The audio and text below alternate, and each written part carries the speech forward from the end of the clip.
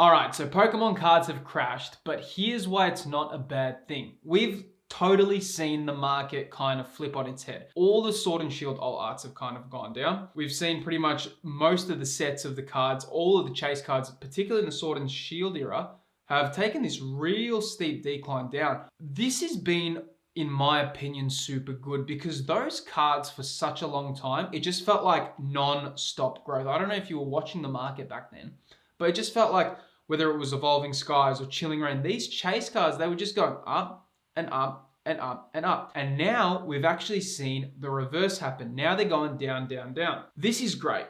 For number one, this was very inflated because of the COVID boom. The COVID boom caused this to kind of become what it was. In my opinion, and you know, being a trading card collector for such a long time, they were never meant to get to those prices. That like the amount that they rose was just a product of a kind of like a perfect storm of hype, of the amount of people that got into the hobby at the same time. This all made these cards get these kind of, what I would say, an inflated price tag. I'm not saying that they weren't worth anything. The price that they were selling for was just far beyond the realms of common sense. And I'm going to actually look into them now. I think a lot of people were trying to make a quick dollar.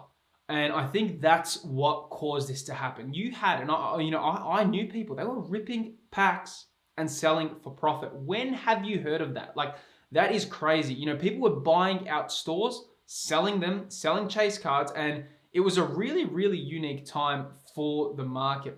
Thankfully, and I'm so glad that Scarlet and Violet has actually done a U-turn on this, and things are kind of back how they were. Like, in my opinion, chase cards should never really cost you more than 100 US. Like, the top chase card in a set when they're brand new should not cost that much. Like, what was Umbreon hitting? Like 600 US? That's crazy. That is super, super high prices. But I really want to go into some of the cards, and I want to show you and illustrate, you know, through TCG play, just how much and how big this crash has been. So let's go first. And the first one we want to look at is the Lugia V from Silver Tempest.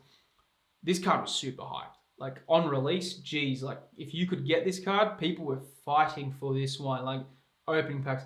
And with good reason. The artwork's incredible, really cool. But check this out. From last year, if we're looking at February, 185 US. And look at this. You can now pick this up. This is kind of at like a new low, 114. That is huge, man. That is a big dip. Like, it's not half price, but geez, can that go to half price? I'm not sure what's really caused this one to go so bad. But then again, it goes to show it all comes down to demand, supply and demand. And I think people are just not willing to pay those enormous price tags for these cards. I think 115 is quite a nice price for this card. I think that's something a bit more, given that it is the Sword and Shield era and given how hard the pull rates were for these. I could see this going a little bit further as 2024 goes on. I think Silver Tempest just had a reprint. I think a lot of packs are still coming out. People are still ripping them. And the pop reports of the Lugia are high, like over 6,000. So for the PSA 10. So this could definitely see more decline. I wouldn't be too confident that this can just bounce back too quickly, particularly because of that reprint. And I think we're not gonna see the effects of that probably until late 2024. So we'll see how this one goes, but that's a massive drop. Check this one out. Obviously the poster child of, and this is an iconic card. Let's not forget that. Let's not pretend that this card won't be remembered in the future. So, you know, we might be looking at this price tag today and say, wow, we should have been able to get into it. But check this out. We'll go on the year graph. And this one's had an enormous 652 US and it hit its yearly low to 491. And it's actually done a really cool climb back to 5, you know, around the 535 mark. Healthy, and I'll go into why that's a healthy point a bit later on in the video, but that is a really, really good thing that that's bounced back. Moving on to the Blaziken VMAX, crazy. What happened here? This, to me, was really strange because I remember I actually bought this card in January 2023. And I was like, oh, wow, I was looking at it, I'm like, geez, what? I made a good decision. I'm like, I didn't think it was going to keep going. And bam, look at this. It even went lower. It's actually climbed lower all the way from a market high of 227 US. And now it's sitting at pretty much its new yearly low. I would say it's at 166 US. quite a significant dip. And I mean, these graphs on TCG players, sometimes they can look enormous. Like, you know, like if I just go into the year, you can see it's 163. That looks big on the graph, but that's a $3 difference in the 1 month. So sometimes they can look really big, but this is genuinely big for the year.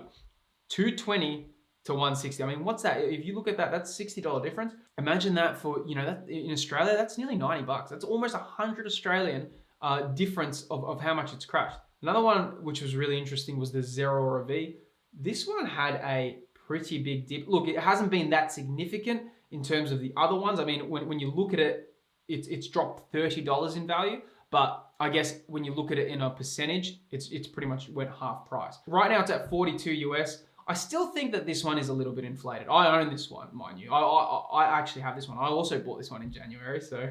But I still think this one's a little bit inflated. Reason being is Chilling Reign stock is pretty much out now. We can see the booster boxes climbing, but for some reason, something about this, I just don't feel like it's gonna hold at 42.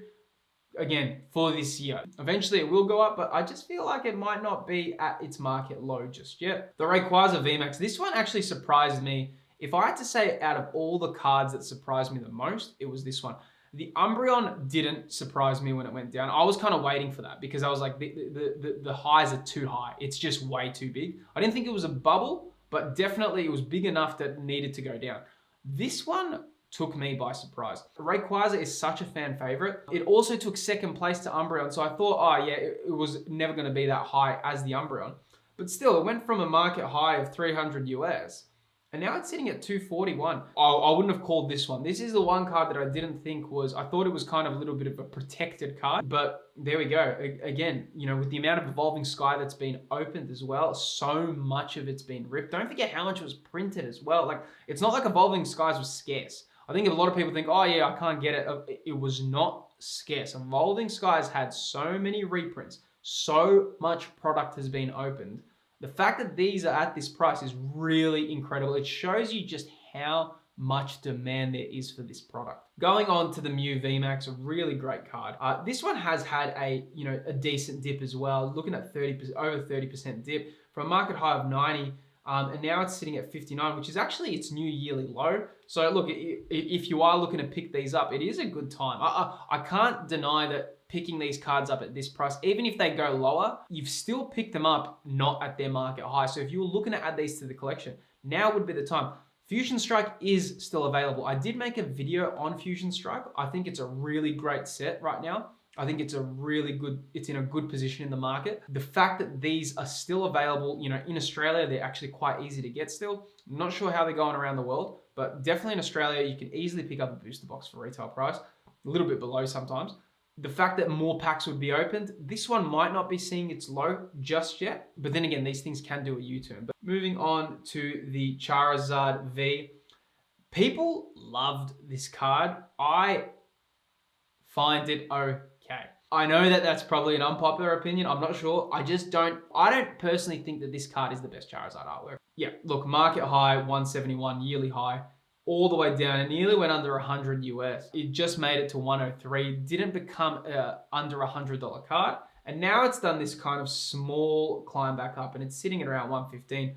Good price, I think. But again, to me, with the amount of Charizard cards that are printed, I actually did make a video about Charizard and why it's so popular. I kind of looked at marketing data. So it's an interesting video. If you're interested in that, you can check that one out as well. I think this one is potential to keep dropping. I think it's done a little bit of a climb back, but I don't think that it's at the lowest. Although Brilliant Stars is getting a little bit harder to find as well. And the final one, which is one of my favorite cards from the whole series of Sword and Shield, the Giratina V. Market high of 331, just hit its yearly low for 232. But something interesting has happened. I want to go to the 3-month mark here. We can see the nexus point right here at 230. And now it's climbed to 250. 20 US, like 35 Australian. That's quite significant, but that nexus point there is the reason why this is a good thing, these crashes. It's very important to see that the cards do a bounce back for the market. It gives investors confidence, it gives collectors confidence, and it gives an overall picture that the demand is very much there, and that even though the prices were inflated, they are by no means a bubble waiting to burst, because as they're going down, they do reach a point where they stabilize. So I would never call this anything of like a bubble bursting. I would much more refer to this as a correction. I do think Giratina is going to rise. I just have this feeling that the card is so unique. Giratina is one of those cards, one of those Pokemons that just draw in so much attention. It's one of those ace Pokemon, you know, your Umbreons, your Giratinas, your Rayquazas, your Charizards. They're the ones that bring in so much demand. I really think that this card is in a very unique position at the moment. And you know, my just speculating, of course, I can't really predict the future, but I do think given the fact of how unique the artwork is and how iconic it is, I do think that this one can definitely see some sort of rise. To me, yeah, like the fact that we can see that the COVID boom and a lot of the people are leaving, and I think these market corrections have shown us that, is really good for the hobby. And it's really good, you know, if you're collecting, you know, it should inspire a lot of confidence that how well these things have sort of had a little bounce back. So guys, I really hope you enjoyed that video. Please give a like, give a subscribe if you enjoyed the channel, and I'm going to see you in a few more videos. So cheers guys, have a good one.